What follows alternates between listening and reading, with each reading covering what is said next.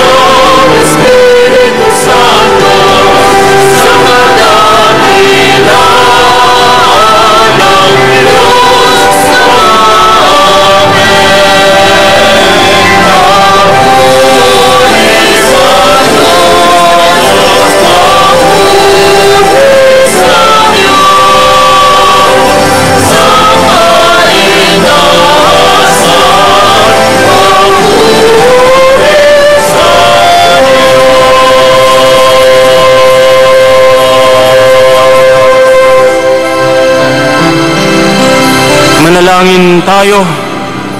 Ama naming makapangyarihan, itaguyod mo ang aming ginagampanan, alinsunod sa iyong kalooban, upang sa ngalan ng anak mong mahal, kami maging marapat magkaroon ng karagdagan sa aming paggawa ng mga kabutihan sa pamamagitan ni Jesucristo, kasama ng Espiritu Santo, magpa sa walang hanggan. Amen.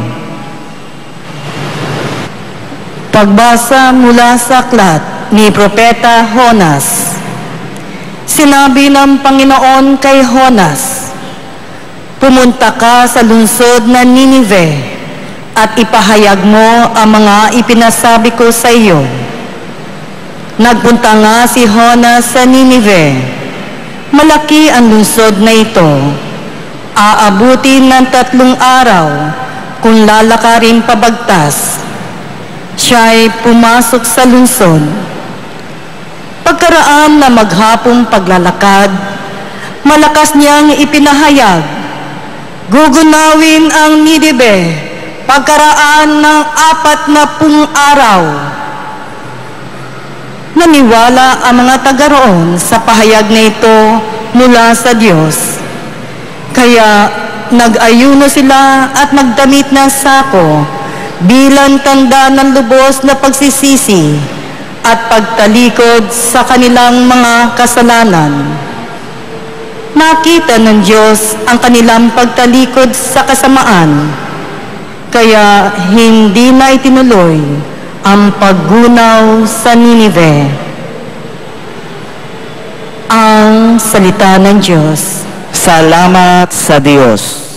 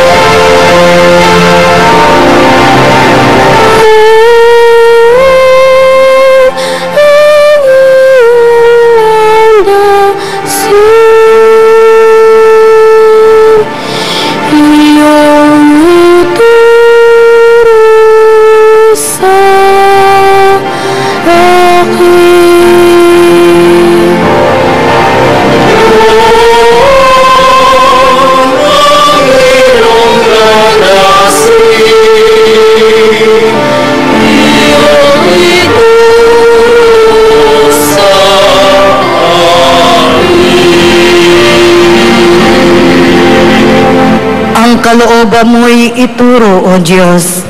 Ituro mo sana sa aba mong lingkod. Ayon sa matuwid, ako ay turuan. Ituro mo poon ang katotohanan, tagapagligtas ko na inaasahan.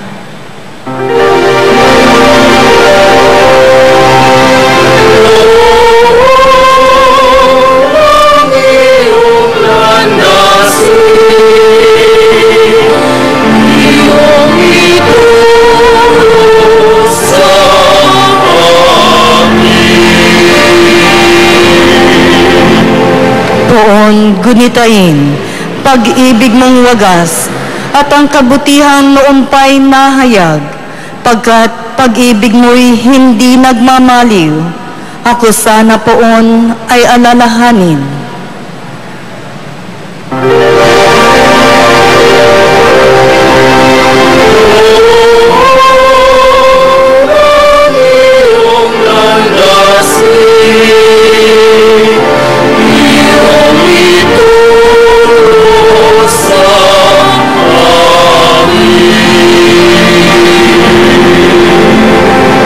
Mabuti ang puon at makatarungan, sa mga salari, guro at patnubay, sa mababang loob siya yaong gabay, at nagtuturo ng kanyang kalooban.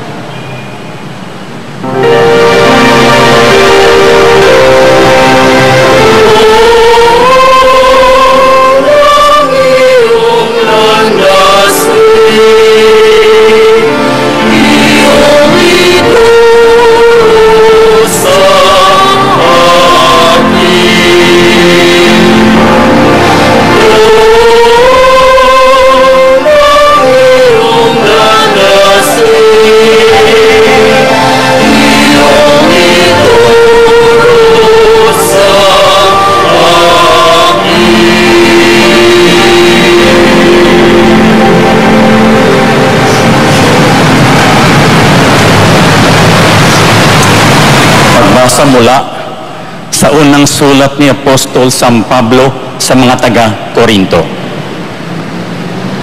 Ito ang ibig kong sabihin, mga kapatid.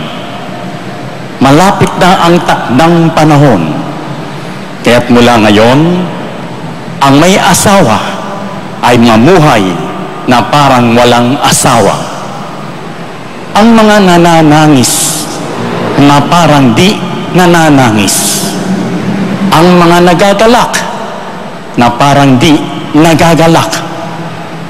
Ang mga namimili na parang walang ari-arian. At ang mga nagtatamasa sa sanlibutan ito na parang di nila ito alintana sapagkat ang lahat ng bagay na ito'y mapaparang. Ang salita ng Diyos. Salamat sa Diyos.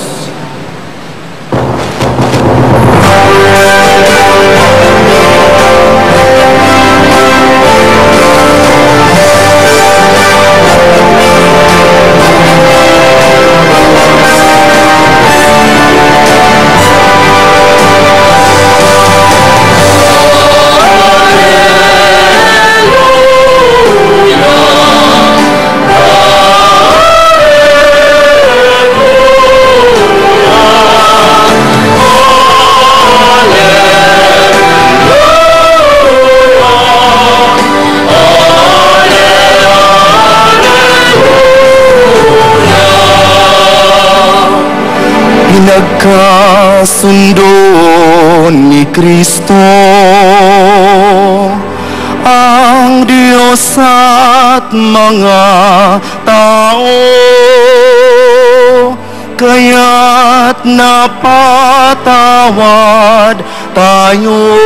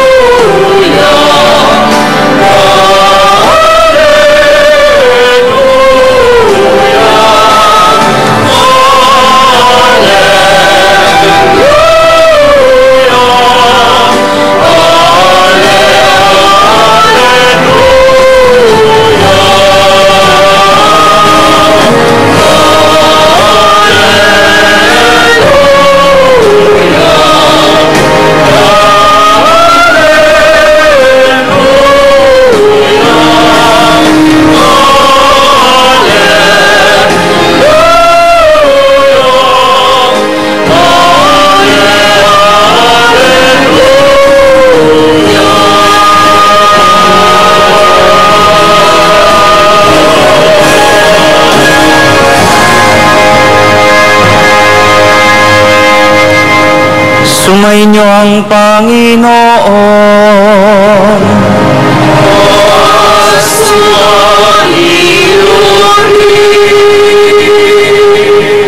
Ang mabuting balita ng Panginoon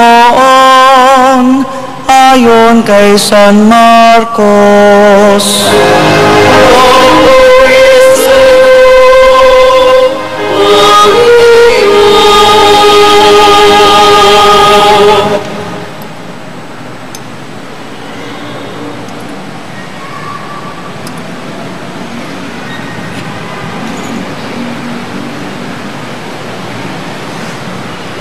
Pagkatapos dakpin si Juan, si Jesus ay nagtungo sa Galilea at ipinangaral ang mabuting balita mula sa Diyos.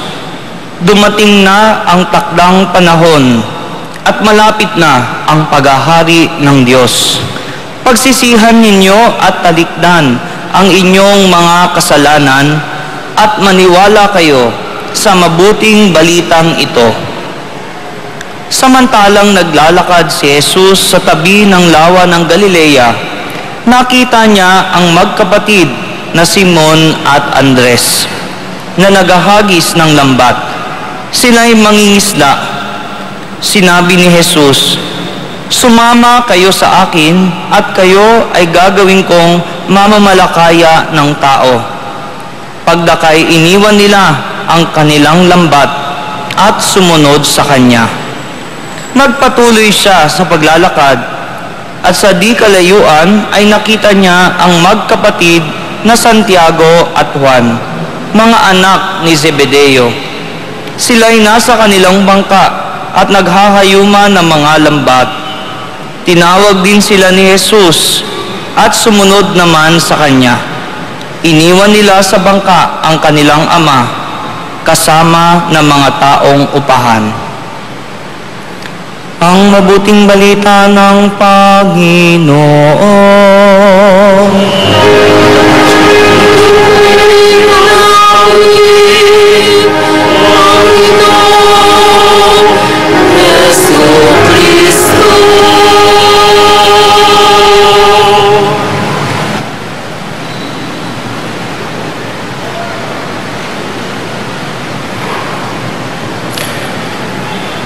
Ngayon po ay pambansang linggo ng Biblia.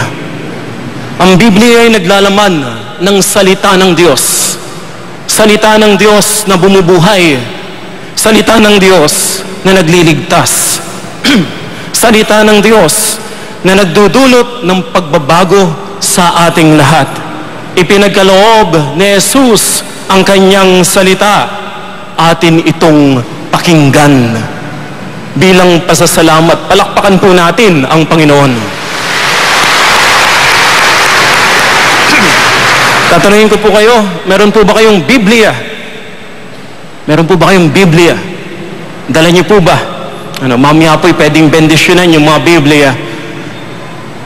Nasa bahay po ba yung Biblia ninyo? Binabasa niyo po ba ang Biblia? Sino ba rito nagbabasa? Nagbabasa ng kanyang Biblia? Once a week. Ayan, meron naman. Marami po. Salamat po. Meron ba rito nagbabalad ng Biblia at least once a month? Meron din. Okay. Meron ba rito nagbabasa ng Biblia? Nabuksan niyo na pa yung Biblia? Ano po? Ang Biblia ay napakahalaga. Mamaya po, pag-uwi ninyo, check niyo po yung Biblia ninyo. Baka puro alikabok na. Ang Biblia ay naglalaman ng salita ng Diyos. At ang salita ng Diyos ay makapangyarihan.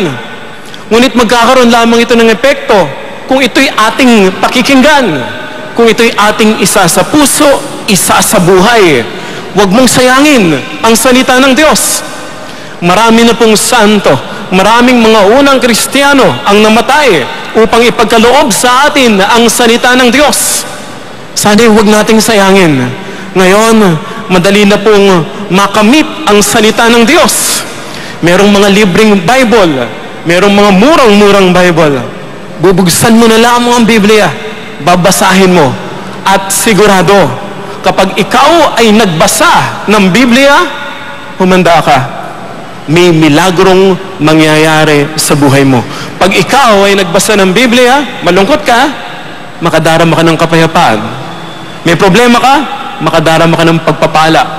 Pag ikaw ay nagbasa ng Biblia, kaagad mararamdaman mo ang pagmamahal ng Diyos. Sabihin mo nga sa katabi mo, read the Bible. Kasi baka hindi tayo nagbabasa ng Biblia. Huwag mong sayangin yung pagkakataon, ha? May Biblia ka. Napakadaling magkaroon ng Biblia ngayon. Magbasa ka ng Biblia at magugunat ka. Totoo nga, makapangyarihan ang salita ng Diyos. Palakpakan natin muli ang Panginoon. Ang salita ng Diyos ay bumabago. Narinig po natin yan sa unang pagbasa. Si Propeta Jonas, siya po ay nangaral ng salita ng Diyos. Yung mga nakinig na ito ay hindi naman Hudyo. First time po nila na makapakinig ng salita ng Diyos. Pero anong nangyari sa kanila? Sa mga tao, sa mga taga-Nineveh, sila po'y nagsisi, nagbago, nag-ayuno, nagsuot ng sako, naglagay ng abo sa ulo. Nagbago. Nang marinig nila ang salita ng Diyos, sila ay nagbago. Kapatid, sino ba ang pinakikinggan mo? Sino ba ang hinihintay mo na magsalita sa'yo upang ikaw ay magbago? Yung katabi mo ba, pinakikinggan mo? Magulang mo, pinakikinggan mo? Pari, madre, pinakikinggan mo? Ang Santo Papa, nagpunta sa Pilipinas, pinakinggan mo ba ang kanyang pangangaral? Ang Diyos, nagsasalita ngayon. Makikinig ka ba sa kanyang salita? Okay lang ba? Pwede bang tapikin yung balikat ng katabi mo? Sabihin mo nga sa kanya, makinig ka. Pakitapik lang. Sabihin mo, makinig ka. Magsasalita ang Diyos. Ano? Kasi baka ayaw nating makinig eh. Ang Diyos ang nagsasalita. Ang kanyang salita'y bumubuhay. Eh sino nga ba tayo para tumanggi sa kanyang salita na nagbibigay ng pagpapala? Kasi po sinabi sa ikalawang pagbasa, kailan ka nga ba makikinig ng salita ng Diyos? Baka mahuli ang lahat. Baka masira buhay mo. Baka mawala yung mga mahal mo sa buhay. Baka mahuli ang lahat. Hanggang may pagkakataon pa, ang Diyos ay nagsasalita sa iyo. Tumitimo sa puso mo ang kanyang salita. Pwede ba makinig ka sa salita ng Diyos? At ano po ang sinasabi ng Panginoon ngayong linggong ito? Hayaan po natin gabayan tayo ng ating ebanghelyo. Tinawag ni Jesus ang mga unang alagad. Sina Simon, Andres, Santiago at Juan. Tinawag sila ng Diyos. Nang sila po ay tawagin, sila ay tumugon sa Panginoon. Iniwan nila ang lahat at sila'y sumunod kay Jesus. Kapag nakinig ka sa salita ng Diyos, meron at merong pagbabago na magaganap sa iyo. At malalaman mo po yung pagbabago na yan na nagaganap sa iyo kapag umuo ka sa Diyos. Kaya alam po natin, kapag umuo ka sa Diyos, ibig sabihin, meron kang hinihindian. Sa bawat isa na inuuhan mo, meron kang 1,000 o mahigit pa na hinihindian. Ilan ba yung katabi mo ngayon? Ilan po yung katabi? Yung iba, 1 katabi. Yung iba, 2 ang katabi. Okay lang po ba? Nakatabi mo yan? May reklamo ka ba sa katabi mo? Kasi po, iyan yung naging katabi mo. Yan yung pinili mo na makatabi. At dahil siya yung katabi mo, ang daming hindi mo nakatabi. Kapag pumili ka ng isa, marami kang tinatanggihan. Marami kang hinihindian. Tingnan mo nga yung katabi mo. Okay lang ba siya? Okay lang, wala kang reklamo. Sana'y okay lang, kasi iyan ang pinili mo. Kapag pinili mo ang Diyos, humanda ka. Meron ka talagang tatanggihan. Meron ka talagang hihindihan. Pero okay lang. Kasi yung gusto mo naman ang iyong pinili.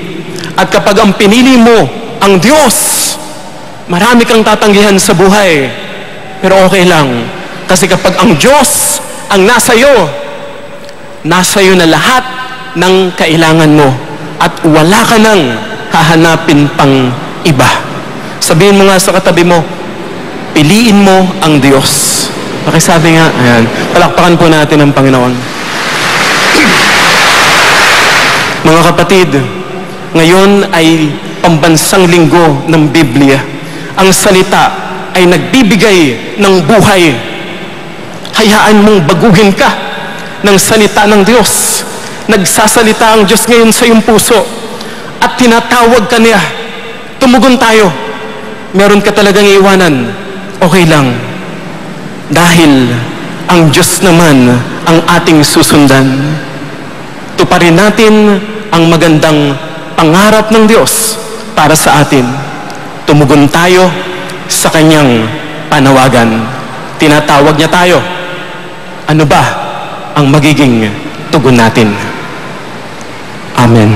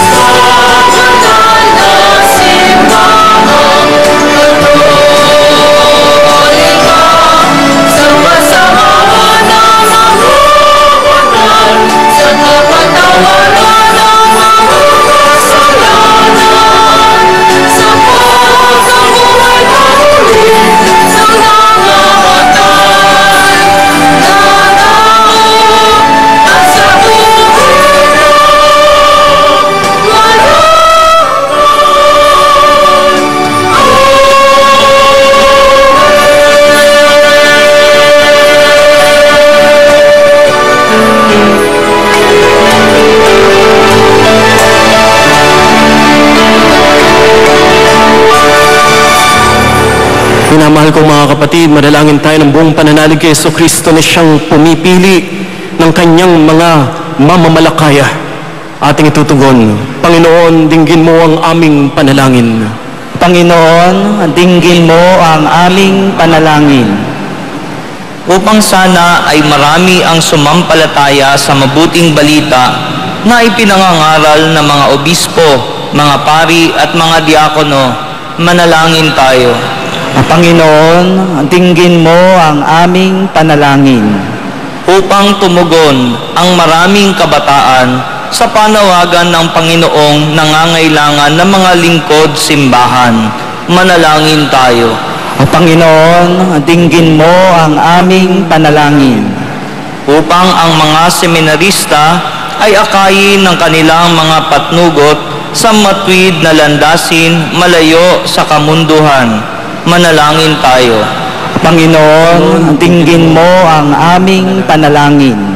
Upang ang ating mga pamilya ay maging banal sa pagbabasa, pakikinig at pagsasabuhay ng salita ng Diyos sa Biblia, manalangin tayo. Panginoon, dinggin mo ang aming panalangin. Ama naming mapagmahal, tumawag ka sa aming mga parokya ng magiging mga mamamalakaya ng iyong anak na siyang tagapagligtas ng sangkatauhan para sa iyong kaharian magpakailanman. Amen.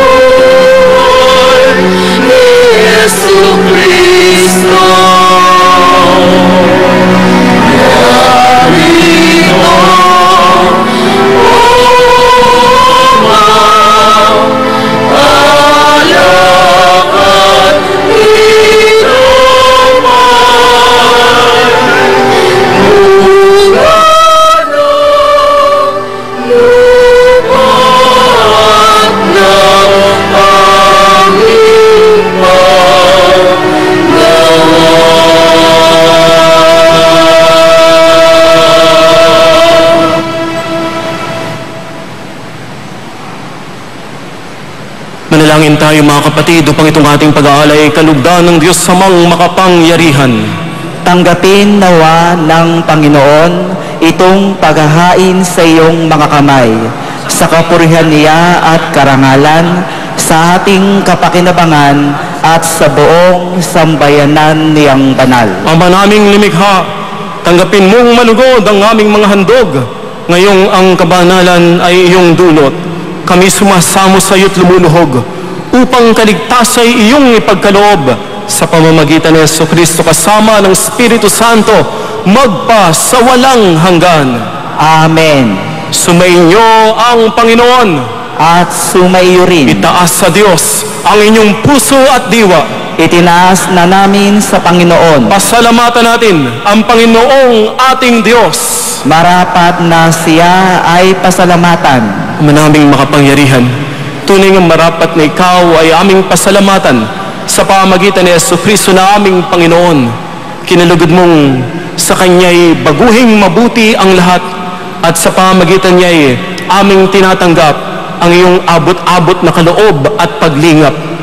Kahit na siya ay hindi naiba sa iyo, minabuti niyang maging di rin naiba sa mga tao. Hamak siyang tulad naming sa kamatayang totoo noong inihain niya ang sarili ng kami ay makasundo mo. Kaya naman iyong idinangal siya at iyong itinampok upang sa lahat siya'y manguna. Ngayon lahat nang sa Kanya'y nakikiisa ay talagang magkakamit ng iyong buhay at ligaya. Kaya kaisa ng mga anghel na nagsisiawit ng papuri sa iyo nang walang humpay sa kalangitan, kami nagbubunyi sa iyong kadakilaan.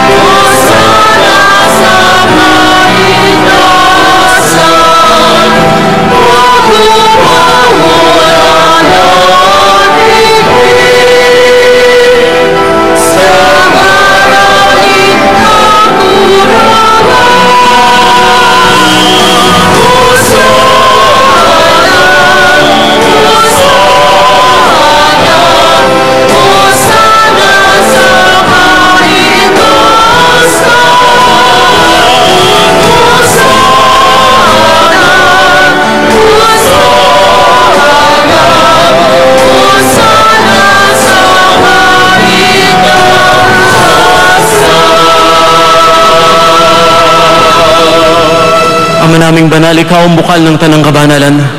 Kaya't sa pamamagitan ng iyong Espiritu, gawin mong banal ang mga kaloob na ito upang para sa amin maging katawan at dugo ng aming Panginoong Hesukristo. Bago niya pinagtiisan kusang loob na maging handog, hinawakan niya ang tinapay. Pinasalamatan kaniya, pinaghati-hati niya yon. Niabot sa kanyang mga lagad at sinabi, tanggapin ninyong lahat ito at kanin. Ito ang aking katawan na ihahandog para sa inyo.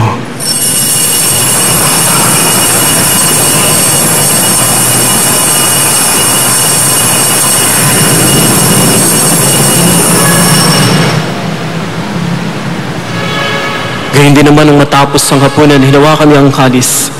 Muli kaniyang pinasalamatan. Niyabot ang kalis sa kanyang mga alagad at sinabi, tanggapin ninyong lahat ito at inumin. Ito ang kalis ng aking dugo, ng bago at walang hanggang tipan. Ang aking dugo na ibubuhos para sa inyo at para sa lahat sa ikapagpapatawad ng mga kasalanan. Gawin ninyo ito sa pag-alaala sa akin.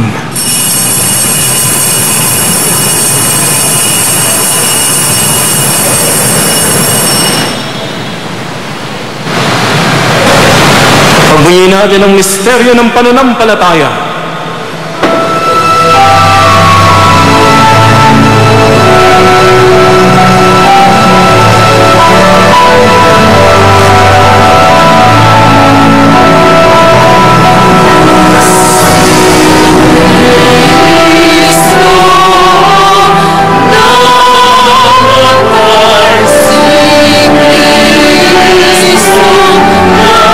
Oh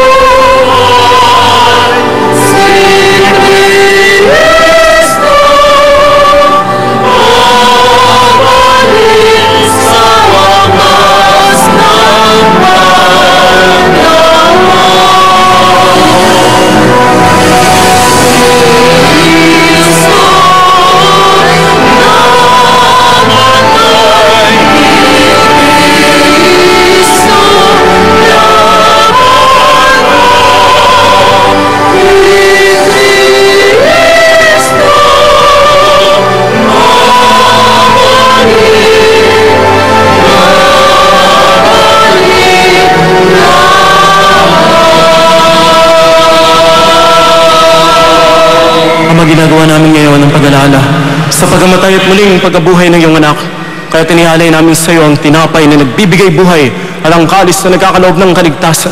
Kami nagpapasalamat dahil yung minarapat na tumayo sa harap mo para maglingkod sa iyo.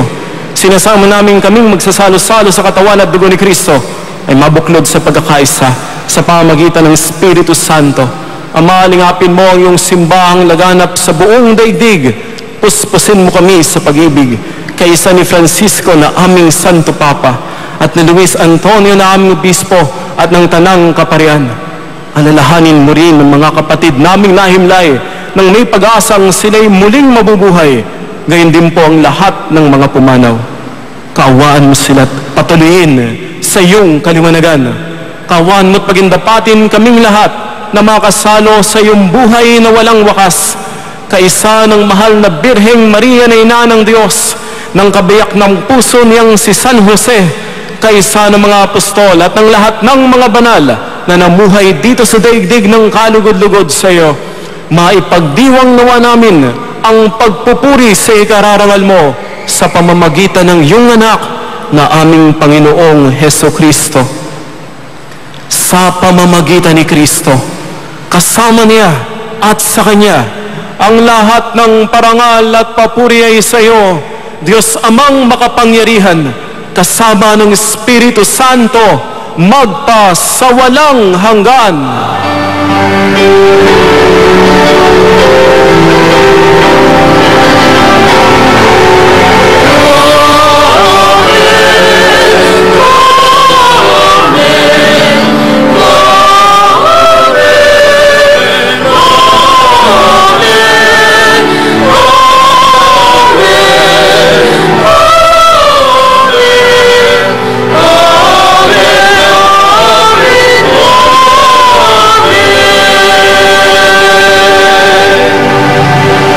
Napakinggan natin ang salita ng Diyos.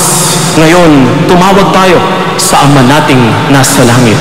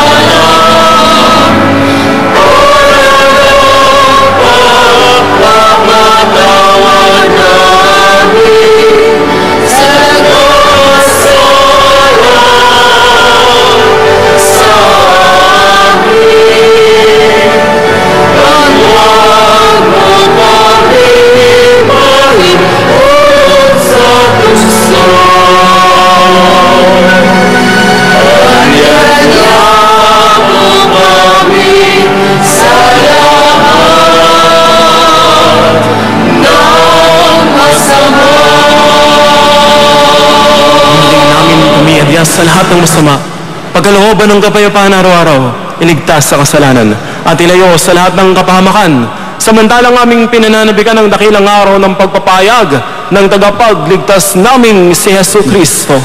Sapagkat iyo ang kaharian at ang kapangyarihan at ang kapurihan magpakailanman.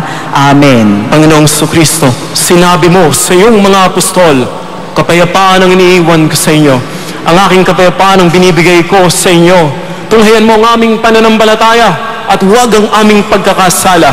Pagalooban mo kami ng kapayapaan at pagkakaisa ayon sa iyong kalooban, kasama ng Espiritu Santo, magpasawalang hanggan. Amen. Ang kapayapaan ng Panginoon ay laging sumainyo. At sumaiyo rin. Magbigayan kayo ng kapayapaan sa isa't isa.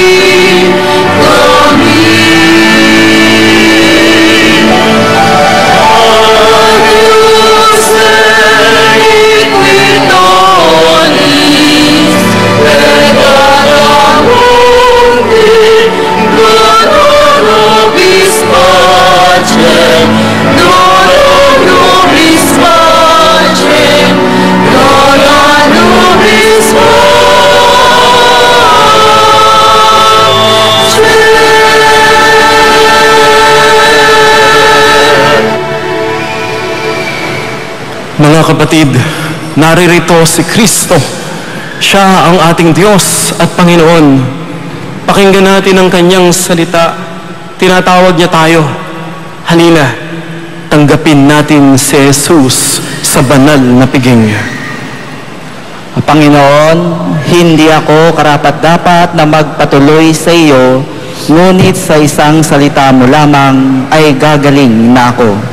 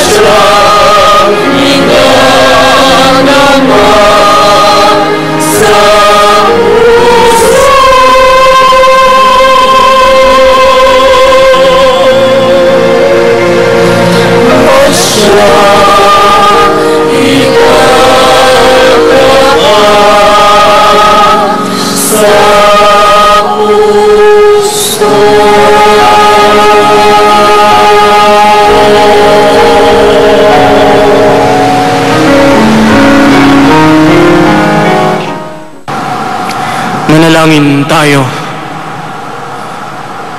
Ama naming mapagmahal, pagkaloob mong sa aming pakikinabang, sa iyong kagandaang loob na bumubuhay, lagi nawa naming maikarangal ang iyong pagpapalang sa aming binibigay sa pamagitan ni Jesucristo, kasama ng Espiritu Santo, magpa sa walang hanggan. Amen. Ang pangarap ng Diyos para sa atin ay nakasulat sa Biblia.